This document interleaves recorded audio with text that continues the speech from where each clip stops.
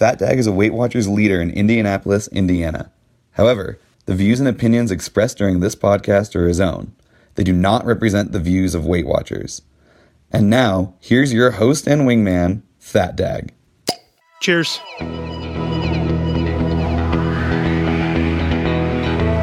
I am your host, FatDag. You're listening to Wise Advice. My weight loss journey failed when I focused on how. It wasn't until I switched my focus to why that I truly transformed myself. Join the show on the web at fatdag.com and follow along on Facebook, Twitter, Instagram, and YouTube, all at Wise Advice. Send in your comments, your questions, your celebrations. I'll include them as part of the show. But before we dive in, remember, when you're out of points, stop eating points. Hey, I'm honored to be your wingman as we walk through this journey together because I believe in you. Well, hello there. Welcome to episode 266 of Wise Advice. Thank you all for being a part of the show. For those of you joining us live on Facebook, live on Twitter, live on YouTube, thank you. Welcome. Welcome to the live show. For those of you catching a re-recording in the podcast app, hello to you as well. Always good to hang out with you guys. Hope you're out getting a good walk in. Hope you're out doing some sort of activity. Hope you're doing something fun. The weather's finally breaking, and it's time to get outside and enjoy it. So, very, very, very fun. Got a huge favor to ask of you before we get into the show.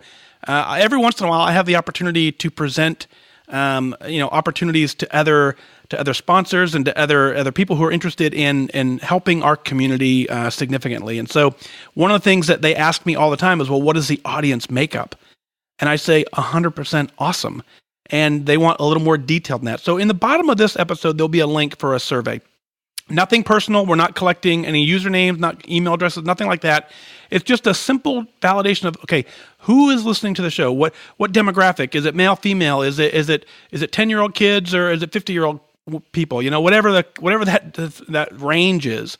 So whether you're 10, 12, 15, 70, 73, whatever your age is, I'm interested, your gender, and then just some data back about, how long have you been listening, that type of stuff. So I think it's about a dozen questions or so. It should take you just a handful of seconds.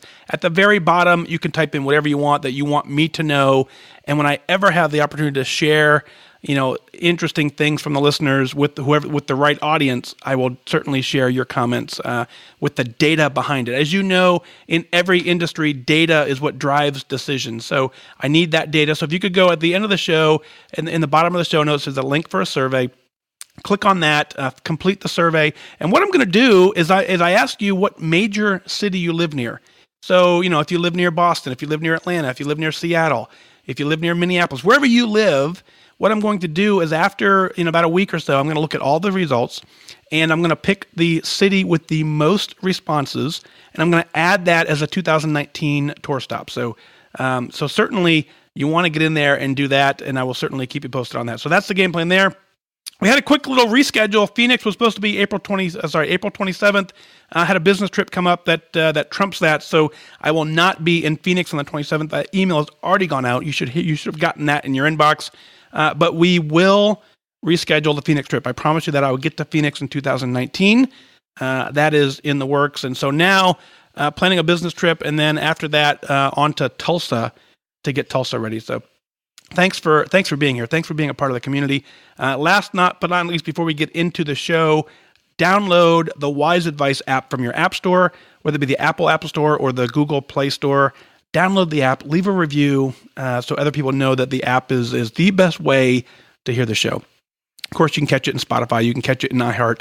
You can catch it in Apple Podcasts, but the app makes it so much easier. It's just on your phone, and you can email in the show directly from the app. You go into the settings, click on email the show, type in your email, send it in. It comes right into the inbox. Lisa and Heather do a great job of curating that content and getting it back into the episode. So, again, thanks for being here. Thanks for being a part of the show. Let's open this up with Lynn out of Valley City, Ohio. She's joining us live on Facebook for this episode as well. She says, hi, hello, my name is Lynn, and I'm from Valley City, Ohio. I've been following this group for a little over a year, which is also when I joined WW. It was still Weight Watchers in January of 2018. I don't think my story is nearly as great as some others, but I hope to inspire others who may have been in a similar circumstance. For as long as I can remember, I have had trouble with my weight. I would have to say it all started back when I was 9 years old and my mother was diagnosed with stage 4 rare breast cancer, and my world was turned upside down. She went through intense chemotherapy, and I had to stay at my aunt's house while my mother was in the hospital. Well, needless to say, I had a lot of stress placed on me at a very young age. My aunt's house was different. They ate terrible foods and a lot of junk foods, both of which were not supervised in this house. There were no rules. I once ate an entire bag of Reese's Cups for dinner. This period of my life seemed to start this downward spiral of weight gain.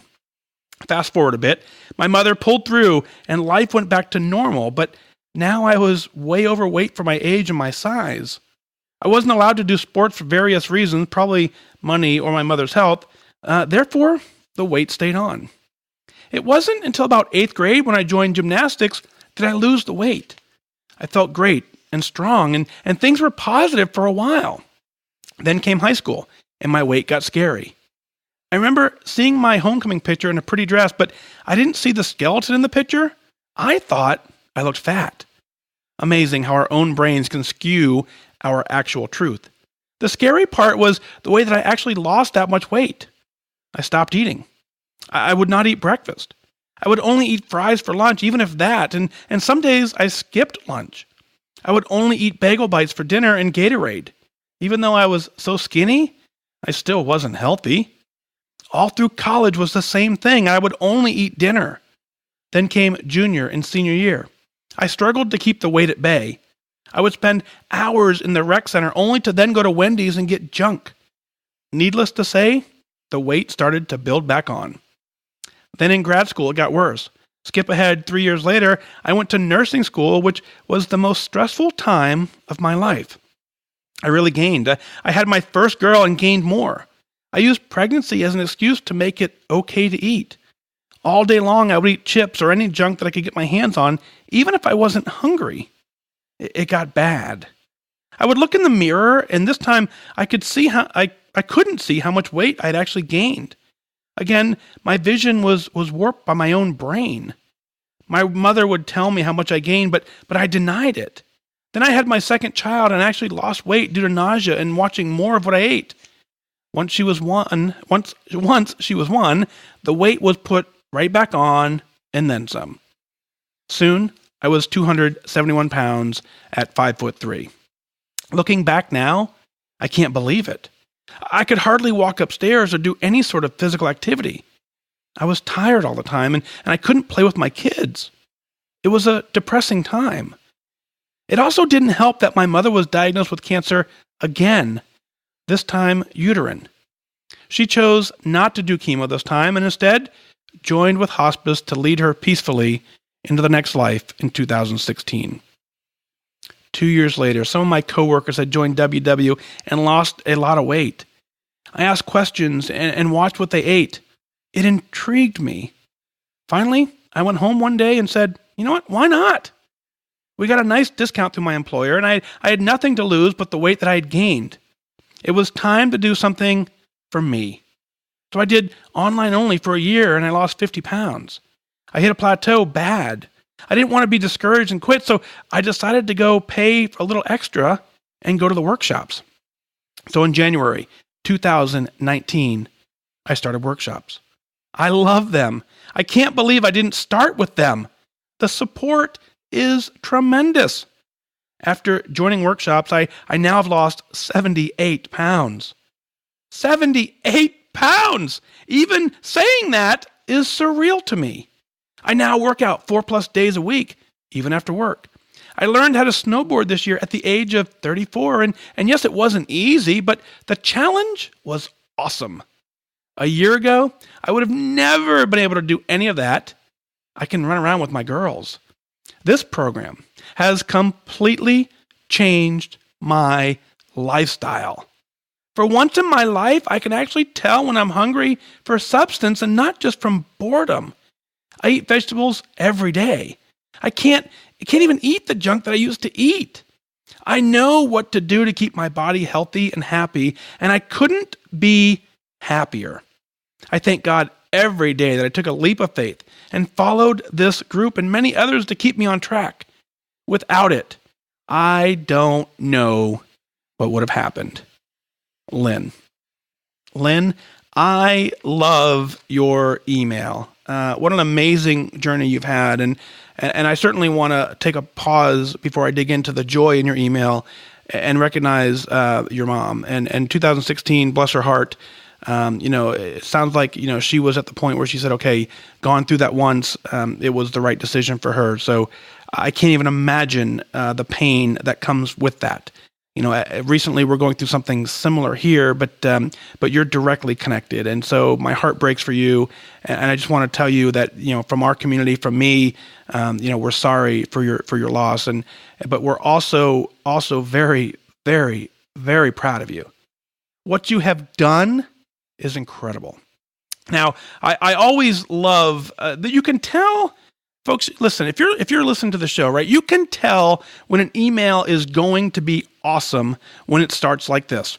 Hello, my name is Lynn, blah, blah, blah. I didn't think my story is nearly as great as some of the others, but I hope it inspires.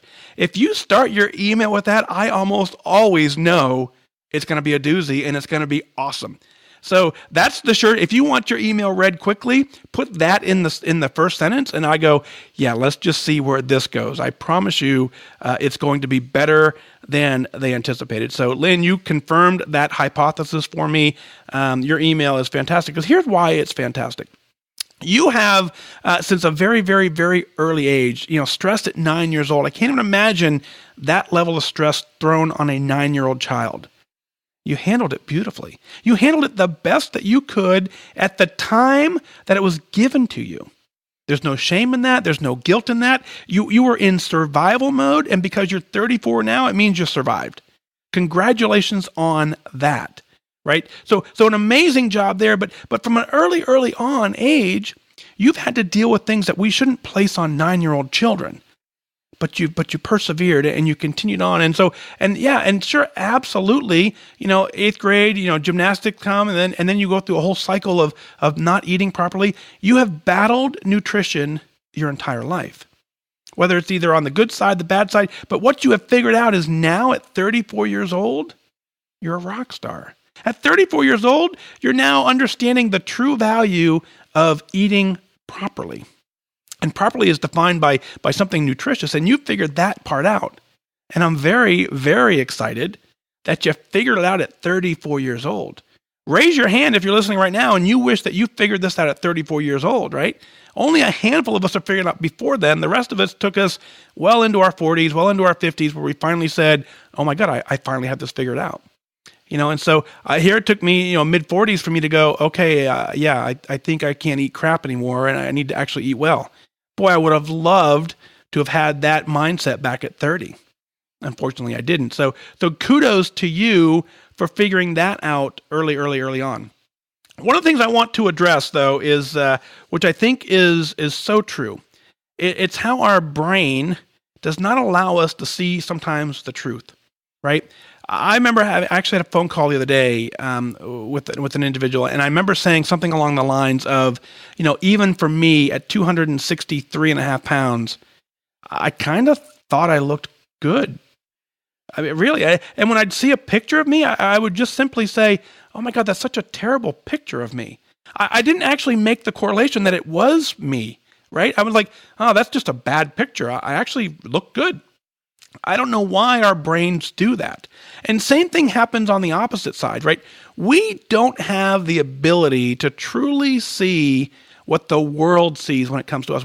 Our brain controls this journey. I've told you that a gazillion times. And our brain controls the journey, and it controls all of the journey. So you have to rely on some of our life's cues to figure out, if we're making the right progress. Certainly being on some medication that we may be able to reduce by getting healthy is one. Certainly our clothing size is another. Certainly the ability to get up a flight of stairs without being winded, the ability to roll on the floor with our children, those kind of indicators are far more valuable than what our bathroom mirror says back to us. Because a lot of us, our bathroom mirror isn't going to give us the validation or the shame that we need. It truly is going to have to take something else. And so you have to be in tune to those cues. So the awesome job figuring that piece out.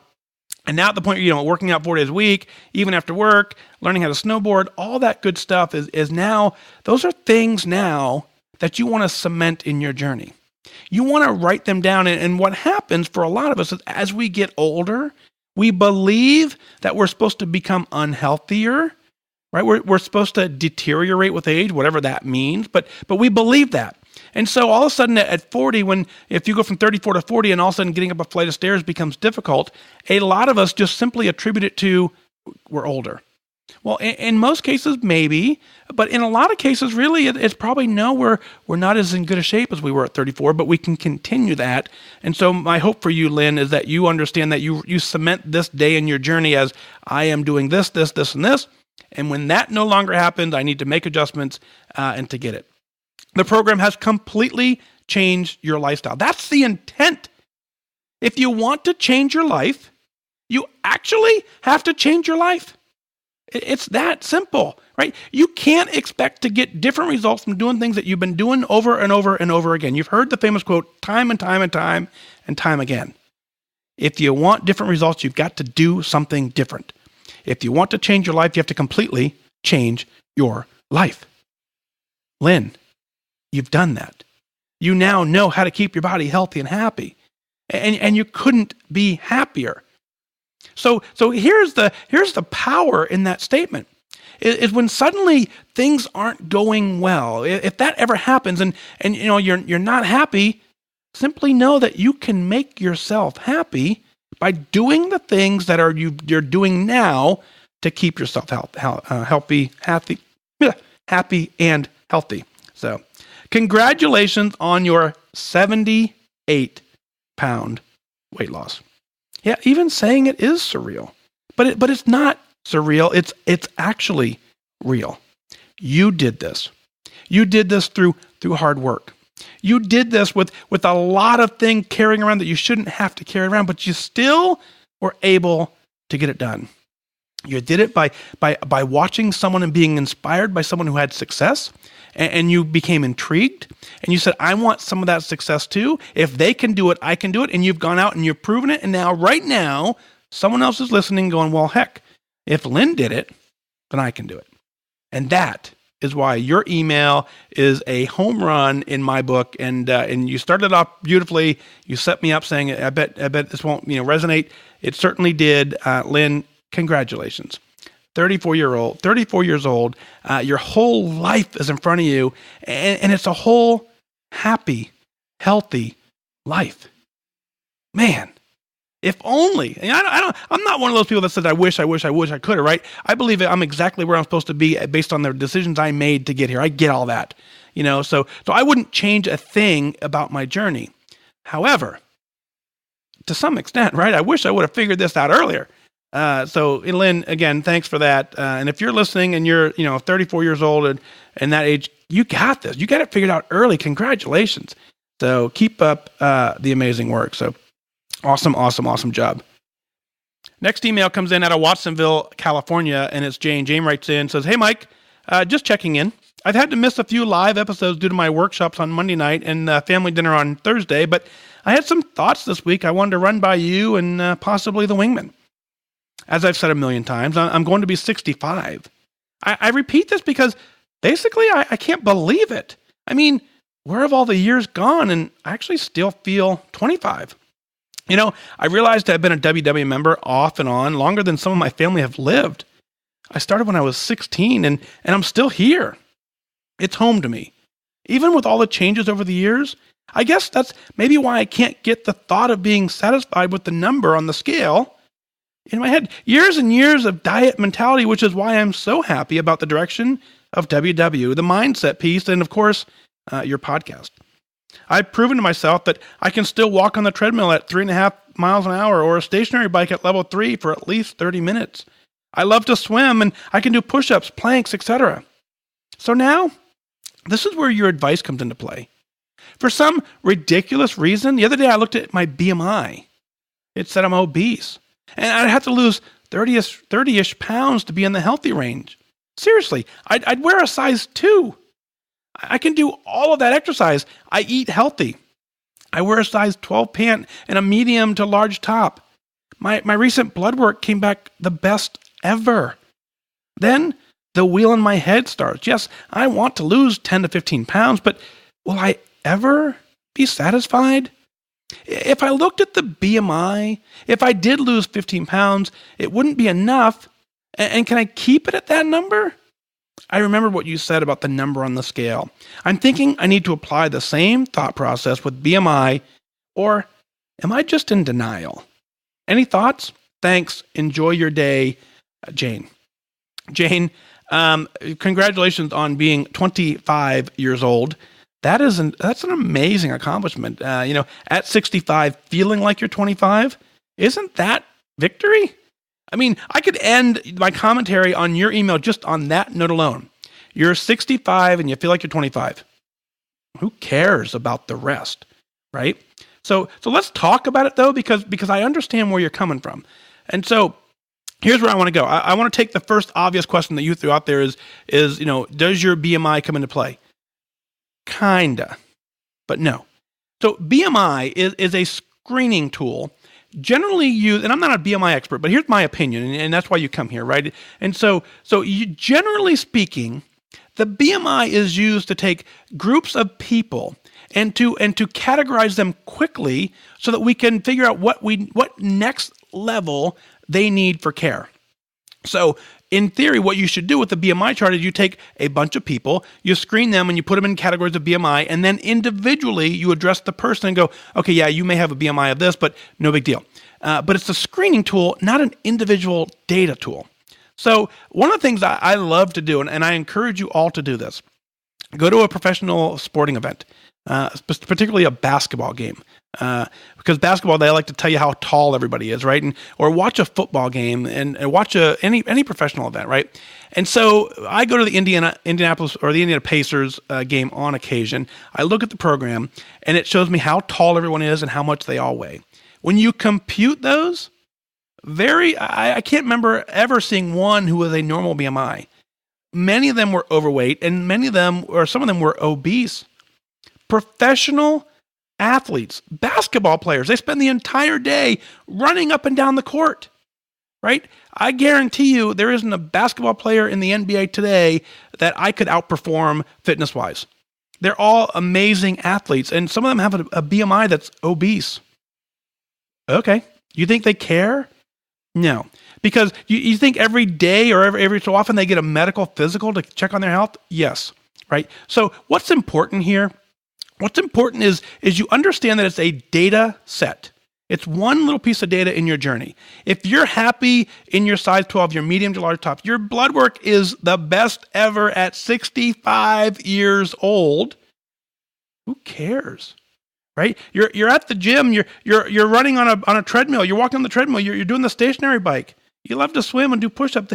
Your level of activity, the variety of the activity that you're doing, and you love doing it, I could care less about your BMI number. And I'm probably pretty sure that your doctor doesn't care about your BMI number either, especially when they pull your blood work and go, yeah, perfect, best ever, right? So here's where you go. Just don't overthink this, right? Now, there is some validity to the number, right? And you'll hear in the next email, we'll talk about that. It is an attainable number for a lot of people. But it doesn't define the journey. It doesn't determine success. If you started this journey, I love this analogy. I throw it out there all the time, and it's an over-exaggeration on purpose. But if you started this journey at 1,000 pounds, and you got down to 250, your doctor would be over the moon thrilled, right? And here we would say, well, you could get down to 163 to get the no. That's not how this works. How this works is I believe the BMI chart is as we are growing, we get to a point where we fit into the range, right? Maybe. But some of us, we decide as we're growing, we could care less about the number and we overshoot it just a little bit. And then as we're course correcting, we may not ever get back to it, and that's okay. It could be muscle mass. There's a number of factors that factor in. And so don't put any stock into it if You're at the gym 3 to 4 days a week. You're on the treadmill. You're on the bike. You're swimming. You're happy in your medium to large shirt. You're happy in your size 12, doing all this exercise. Just celebrate that. You're 65 years old. Your blood work is the best ever. Don't chase a number for the sake of chasing a number. Chase a lifestyle. Chase the happiness that you can give yourself, right? And you clearly are full of joy, enjoying everything that you're doing. Don't let this piece derail you. Don't let it distract you. Be happy and kick that voice out of your head and say, yeah, sure, I want to lose another 10 to 15 pounds, but why are you how do you pick an arbitrary number to meet a scale number? So keep doing what you're doing, Jane. Kick out these thoughts. Congratulations on your incredible success. You're leading meetings, you're leading workshops, and so clearly you're doing something right, and you're inspiring other people. You're encouraging them to live a happy, healthy life, and you're doing it through by showing them, right? And it's one thing to teach it; it's something totally different to show it. So keep doing all that you're doing, and like I said, we'll keep up the great work, and hopefully we'll get back out to San Francisco and give you a high five for all the amazing work that you've done. So, Jane, I'm very, very, very proud of you. Look up the chart for professional basketball players and let me know how many of them have a normal BMI. I'm curious, right? I know for the Pacers, it's few and far between, right? So don't worry about it, right? Again, it's a screening tool, not an individual data set. So very cool. Out of Arlington, Texas, the third email from the show comes in tonight from Audrey. Audrey says, Dear FatDag, hey, on March 16th, I turned 50 years old, and for the first time in 15 years, I'm at a healthy BMI. I am now a lifetime member at Goal, 12/13/2018. I am so proud of the work that I've done. I've lost 36 pounds, and for the first time ever, I feel comfortable in my own skin, and I'm at peace with food. I no longer worry about going to social events and being tempted with food. I have finally learned to choose a few foods I really want, and I move on. I have set up a structure in my life to fall back on that has allowed me to be successful. I have specific choices for meals that I rotate and restaurant choices that are within my point range, but they're still enjoyable. I have accepted that cutting up fruits and vegetables is an investment in my health, not an inconvenience. I have accepted that I will always have to check my weight regularly and be accountable. I have accepted that other people are always going to give me their opinion about what I'm eating and doing, and you know what? It doesn't matter what they think. I have accepted that I will always have to keep track of my movement. And you know what? It's totally worth it when my clothes are 3 sizes smaller. It's totally worth it when my health age comes back out at 35 for my biometric screening. It's totally worth it when I can keep up with my college kids at a water park. This is a journey, and I still have a lot of goals for myself, but today, I stop and I celebrate this one. Thanks for believing in me, and for all you do for this country and for our weight loss community. You have been instrumental in my success, Audrey. Audrey, congratulations on reaching Goal and being a lifetime member. How does that feel? I mean, really take a second and soak that in. Congratulations on an amazing accomplishment, on something that you set out to do deliberately, and you worked and you persevered and you completely changed your life and you got there. Congratulations. And so in your case, congratulations on fitting into a healthy BMI range, right? It is totally possible for a lot of us. So congratulations on that. I know what that feels like. It's an amazing accomplishment. And so absolutely that needs to be celebrated. As we said just a second ago, it is a screening tool. So in your case, use it as a screening tool, and then look at the individual data set and compare the two, and continue to celebrate all that you've done and enjoy to do. Congratulations on that. Not worrying about going out to social events and being tempted with food. That's a victory in itself. Accepting the fact that cutting up fruits and vegetables is an investment in your health. Amazing. I love that sentence. I got to find a way to use that over and over and over again, because I believe it's incredibly true. What you have done is you have figured out that in order for you to have success, you have got to own it. And in order to own it, you have to track it and measure it. And you have to find things along your journey that you can measure and then determine how well you're doing with them and keep all that going. So checking in your weight regularly, sure. And getting up to the, tracking your movement and knowing all that stuff and just kind of keeping an eye on what you're doing to maintain the success. Incredible work. I do love the point where you say you've accepted the fact that people will always, they're going to give you their opinion about what you're eating and doing, and it doesn't matter what they think. Agree with you 1,000,000%, right? This is your journey. This is 100% about you.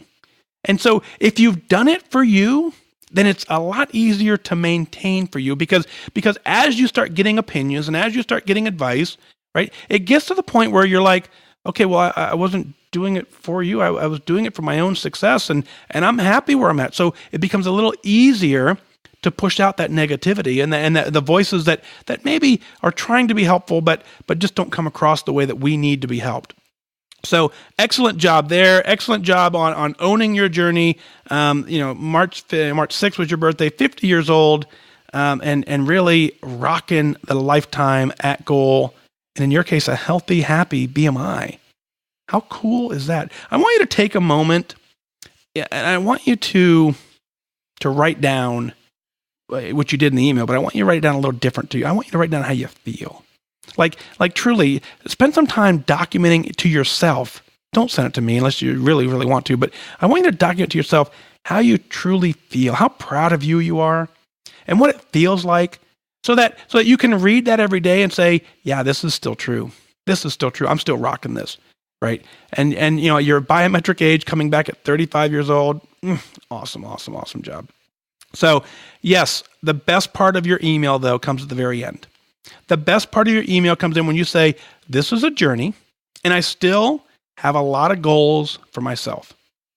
That is what keeps us going. This is not a race, right? There is no end to this journey. But what there are milestones along the way that are significant. There are finish lines along the journey where you have to say, I did it. I've marked it off. I've completed it. I've done this. And then you say, now what? Bring it, right? I did this, and now I want to do something harder. Now I want to do something more, because I've knocked that out of the park. And that's where you're at. You took something, that a lot of us seem to be, impossible and daunting, and that's to get to goal, to get to life, and you've done it, you've crushed it. And you're not satisfied with that being the end of the journey. The end of your journey will continue on, and you will take the next goal, and you'll use the motivation, the power, all the accountability tools that you put in place to get this goal accomplished. You will use them in your next goal. And when you knock that one out of the park, you'll set another goal. And when you knock that one out of the park, you'll set another goal. And there, at some point, you will get to the point where you'll say, there is nothing on this planet I cannot do. I think you're there now, but I'm going to go ahead on a limb and say you are going to get there soon if you're not. And so you just continue to check things off your to-do list, and you check them off, and you use all the tools that are available to you, to include the mental strength it takes to put yourself first, ignore those around you who aren't helping you on your journey, and persevere until you get to the point where you're happy and you're celebrating and you're loving every minute of it. So Audrey, thank you so much for your note. Congratulations on an amazing accomplishment and a complete awesome journey. Very, very proud of you. Welcome to Lifetime. Welcome to Goal. Keep up the amazing work. It's so fun to celebrate on this show with you guys. So I always want to know at the end of the show, what is it that you're celebrating? Let's share it on the air. Go to fatdag.com, click on the Wise Advice Podcast link, send in your celebrations, your comments, your questions. I'll work them in as part of the show. I want you to email the celebrations because I want you to be proud of what you're doing. And I want you to use the line that I just said in the opening of the show is send an email saying, you know what, I'm sure this won't help anybody, but here's my journey. Because I promise you, if you start your email like that, there's going to be something very, very powerful in the middle. I've yet to have an email come into the show where it didn't make any sense. And I said, yeah, don't read that one because that's silly. It has not happened yet. I don't believe it ever will, but I challenge you to send that one in. Sending in your email does two things. One, it helps you for sure, because it gets it off your chest. It gets it out, right? And if you want to use a fake name, use a fake name. If you want to use a fake city, use a fake city. I don't care. What I need is you to get it out of your head and own it. Push it to me so that other people can go, me too. I understand that. Oh, and if she can do it, if he can do it, well, then I can do it. That's the power of this community. That's the power of this podcast. And it only happens when you take the time to document it and send it in. As I said in the beginning of the show, you can do it directly from the app. Go to your app and click on the settings button, click on email the show, type it in, hit send, or email in on air at fatdag.com. However it takes it to get here, it gets here, and we use it. So thank you. Folks, that's going to do it for this time. Remember that losing weight and getting healthy has nothing to do with luck. You have to remain disciplined and focused. Set your sights on your goal and go after it. On behalf of my producers, Heather and Lisa, we wish you good focus.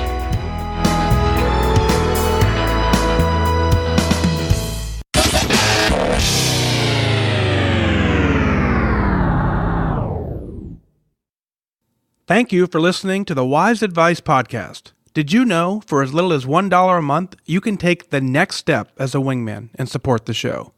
Visit fatdag.com, click on Become a Patron today.